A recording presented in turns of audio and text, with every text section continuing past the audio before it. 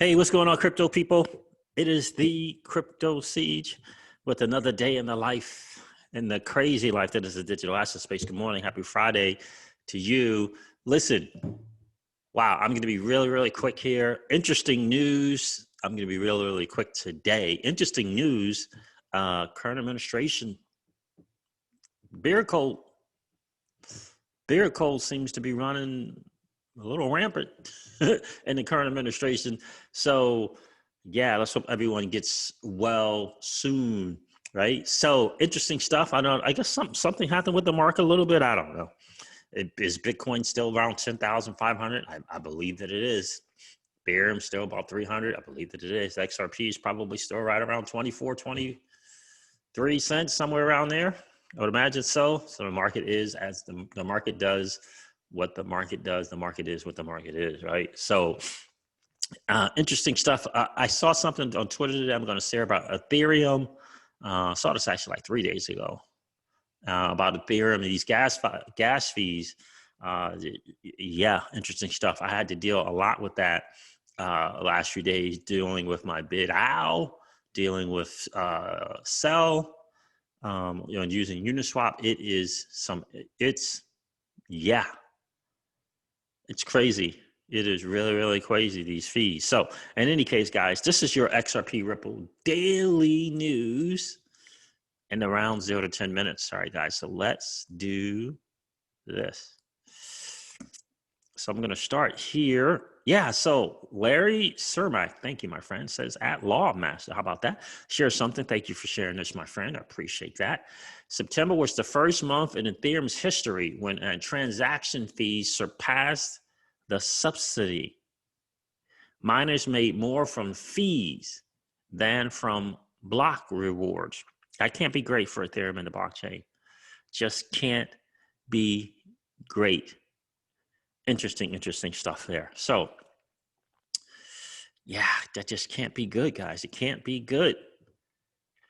Look, I'm going to read this again. I know I've covered it again, but I do want to share it again from Brad Garlinghouse. It's clear crypto belongs in future global financial systems, but that future depends on us taking action now to ensure this tech can be used sustainably. Today, Ripple is committing to being carbon neutral by 2030 and building tools so any blockchain can use renewable energy. Just in case some of you guys missed it, this hookup, this partnership, this working together, Ripple donating to the XRPL Foundation, the XRP Foundation hooking up with Energy Web via Rocky Mount Institute, decarbonizing blockchains, massive. Spring, I believe, is involved in this as well. They helped to create this particular tool, from what I understand. Very, very smart and genius move. So looking, guys, the market, right? Some say the market's not doing so well. So let's check this out. Shout out to Michael at Val5Links, at Val5Links on Twitter. A definite follow. How are you, my dude? Appreciate you big time. Report details unprecedented levels of Wall Street interest. Unprecedented levels of Wall Street interest in Bitcoin and cryptocurrency. Trading volumes for Bitcoin futures hit over 4 trillion in the past year, says ZUBR, with average monthly volumes nearly 60% higher than the previous average of 2019. Like I said before to blockchain backer and Sam I am, guys looking into DeFi, wondering how is Celsius doing what it is that they're doing. This is another example of that. Unprecedented levels of Wall Street interest. And point of fact is that part of that is in stable coins. A big part of that is in these stable coins. That interest, big part of it is in stable coins. So let's go through this a little bit. Report details unprecedented levels of Wall Street interest in Bitcoin and crypto. Institutional investors, this is on the Daily Huddle. This came out on October 1st. Institutional investors are increasingly basing their trades on the long-term outlook of Bitcoin and are no longer easily put off by price volatility, which means they're here to stay. According to crypto derivatives exchange ZUBR, in a new report titled Institutional Investors Turn Hodlers on Bitcoin Futures Markets. Oh man, that's an interesting report. I'm going to have to grab that one. So ZUBR analyzes regulated exchanges like the Chicago Mercantile Exchange and BAT and compares their investment behaviors during bull and bear markets. ZUBR says that institutional traders on regulated platforms are looking to hold Bitcoin based on its long-term outlook, noting that there has been more open interest compared to volumes. The writings might not be on the wall yet for full-scale institutional interest, but there is a clear long-term interest in the cryptocurrency on regulated exchanges that has not been seen before. Trading volumes for Bitcoin futures hit over 4 trillion in the past year, says Zuber, with average monthly volumes nearly 60% higher than the previous average of 2019. The surge in open interest is mainly seen on the CMC through the crypto derivatives company BACT. No, that's not right. Though the crypto derivatives company BACT is not trailing far behind. So 2 places where they're trading, CME, and on BACT. ZUBR believes long-term interest in Bitcoin on regulated exchanges can further increase as more institutional investors enter the market. What is clear is that regulated exchanges have attracted a different caliber of traders to the market, potentially shifting the future dynamic of the cryptocurrency into what believers have wanted all along. It says displace gold. Yeah, it might displace gold as being the number one place for store of value. It might do that. But the point of this article, and I'm gonna actually grab this report, is that institutional investors are in the market, just like Alex Masinski from Celsius has been reporting. The reason why they can offer the rates that they can is because there's a big demand. Their primary place for loaning out these digital assets, the primary place for doing this is institutional investors, Wall Street, and exchanges. What happened there? And exchanges. So that is a big deal. That is really, really a big deal, right? Because that where there's demand, right? You got to meet that demand. And that's why Celsius is having the massive success that it's been having. Have you been checking out that Cell token and what it's been doing? They got a great flywheel effect going over there at Celsius. I just have to tell you, got to be honest, it's a great flywheel effect. It really, really is. I see a lot of what happens to the Cell token. I see that happening the same way it happened with the BNB token. You can kind of take a look at where that is right now and kind of give you a good gauge. Ripple major partners, MoneyGram and Banco do Brasil, ink a new collaborations deal. So that's great to see. 2 Ripple-friendly companies, MoneyGram and Banco do Brasil, have announced new partnerships in Switzerland and North America. Again, this adds to the Ripple net effect, right? We talk about this on the channel all the time, right? The Ripple net and its network effect is going to be massive. It's massive today. It's truly massive today. And you are not going to want to be that dude, that SME, that SMB, that MSB, that FI, that bank that is on the outside looking in on RippleNet. You're not going to want to be that dude. This is a little bit of the article here. MoneyGram is partnered with Tunisian Post, so Tunisians can enjoy the fast and low-cost remittances of the San Francisco-based payment giant. State-controlled Banco do Brasil has joined forces with Swiss multinational investment bank UBS Group AG to kick off their joint project in the investment banking sphere. Both of these, again, Ripple Partners, right? Excuse me. Working on the RippleNet. So this is absolutely outstanding and great news because the RippleNet, again, that effect is huge. This is an interesting tweet from Arturo Portilla. I like where his head is, and this makes a lot of sense.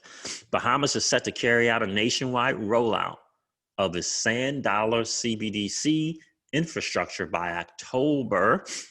And by the way, Arturo is a definite follow on Twitter. He really brings a different perspective, and it feels like he's got not I want to say an insider, but a deep knowledge of overall what's really happening and what needs to happen for this space, this new asset class to be successful. Definite follow on Twitter. 3 interesting lessons learned here. Engagement with third-party FIs is important. Appropriate regulatory policy is needed. Physical infrastructure is required. And so I'm going to go over just a couple of sentences. Do I have it? That looks like that's the OMIF. Okay, there it is. Yep. And this is coming from the OMFIF. I forget what this is called, but we've seen a lot of good stuff from them. In the summer of 2019, the Central Bank of Bahamas announced the launch of Project Sand Dollar, an attempt to build a digital version of the Bahamian dollar with retail and wholesale applications. The project was aimed at improving financial inclusion and accessibility across more than 700 islands and cays. With infrastructure challenges, unstable communication and power, and a year-round risk of natural disasters. Okay, NZI Limited was selected as the Sand Dollar technology implementation partner to design and develop a digital version of the Bahamian dollar. NZI Limited, right? Private company. A hybrid technology solution, private and not that it's government.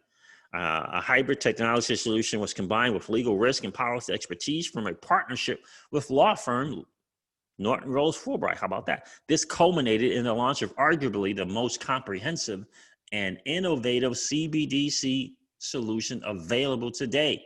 A proprietary software stack, Cortex, serves as the central command and control application for Project Sand Dollar, digital version of the Bahamian dollar. But the purpose was for financial inclusion and improving financial inclusion and accessibility. Retail and wholesale. The Sand Dollar could enable the Bahamas to transition to a hyper-connected, post-modern economy because it is legal tender. It promises a host of benefits, including CBDC-based settlement of securities, digital assets, as well as at source deduction of national and local taxes, fees, and levies. It provides the foundations for a national identity scheme and shared know your customer information. The Sand Dollar could be used for retail, e-commerce, and wholesale trade credit settlement.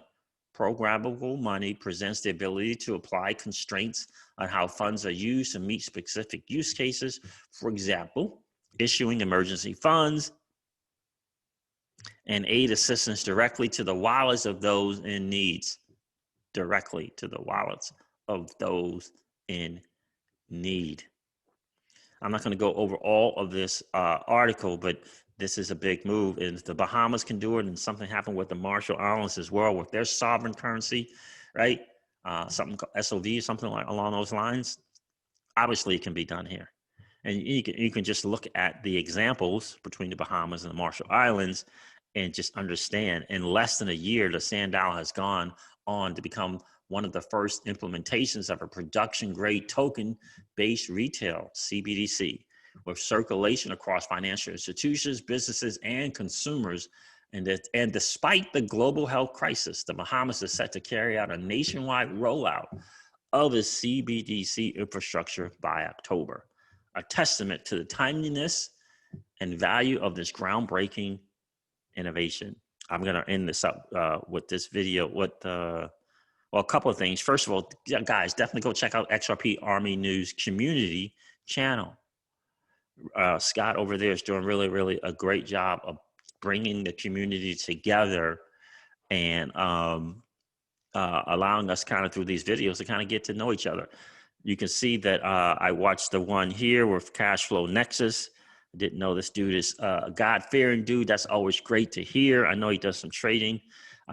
This is XRP status. It was great to see him as well. The run guys, this is a really, really great one. I'm really looking forward to meeting these guys. This was a really, really great video.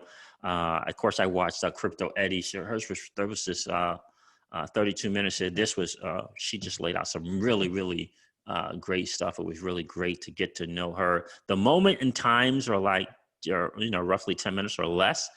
And the interviews go up to about a half an hour. So if you see an interview, you see Run Guy's interview lasted an hour, right? But so that was pretty cool. So I watched their moment in time. It was really, really good. I'm really looking forward to checking those out. I saw the David XRP one because Scott was sending me some stuff for me to check out for him. So I did that. But guys, go check out XRP Army News. It's a community channel. Make sure you subscribe. Take some time out to check these videos out because all of the revenue is going to charity, all of it. So he is committed to taking the funds and giving it to people that will accept in an XRP. He's lined up at least 5 charities that will accept the XRP. So it's a good deal. I like that he's doing this as a community. I like that he's looking to do something that's bigger than a sub count and views on a channel. So I think it's a really cool deal. Hope you guys go and check, subscribe, and support the community channel. It's a really, really good deal. I found this, where was that? Let's see if I have it.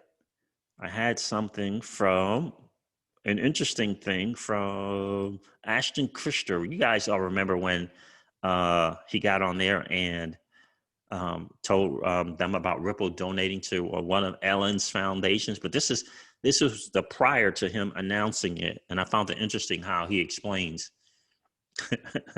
what Ripple and XRP is. Take a listen. So we found this very interesting tech company called Ripple that we're going to invest in, right? Okay, what is Ripple? So Ripple is basically a platform to allow people to transfer money from bank account to bank account, person to person, really securely, really simply, really quickly, okay?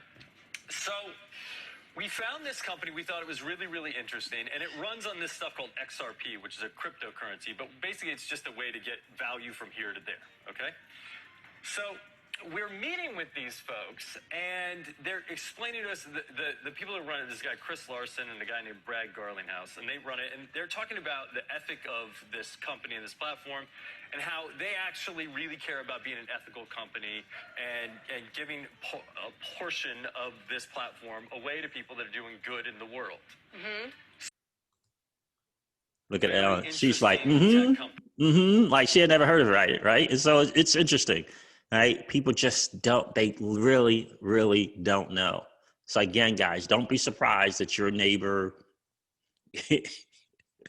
right? They're not going to know when moon and things change for you. Your life changes. They're not going to know. So don't get caught up in this. Oh my God, how are they going to let us all become millionaires? How are they going to let us all become millionaires? The fact of the matter is the digital asset space community is teeny tiny. And the fact of the matter is the XRP hodler community is even more tinier. So be prepared. HODL, continue to accumulate assets, continue to accumulate assets because that is the future. We're going to move from that debt-based society to an asset-based society. I can't think of better assets to hold than those that are in the digital asset space. Make sure you do your homework. Make sure you do your due diligence. Please don't spend your rent money and your car payment money, okay, on digital assets. Get yourself a cash flow business if you don't have enough cash coming in so that you can begin to invest in this new asset class that is the digital asset space. All right, guys, listen, I'm going to wrap this thing up. Like I do all my videos, remind you guys of this. Old money don't want you to win. They don't want us to win. They would rather us remain a cog in their perpetual wheel of trading our time for dollars. They don't want us to play in the same playground that they play in, where we allow our money to work for us. This is our chance to win, guys. The digital asset space is our chance to win. We are in the midst of the greatest transfer of wealth in the history of man. Are you participating, or are you standing on the sidelines? Here's what I do know, that the battle for you has already been fought, and the victory is yours. Go get it. I'll talk to you soon, guys. See ya. Bye.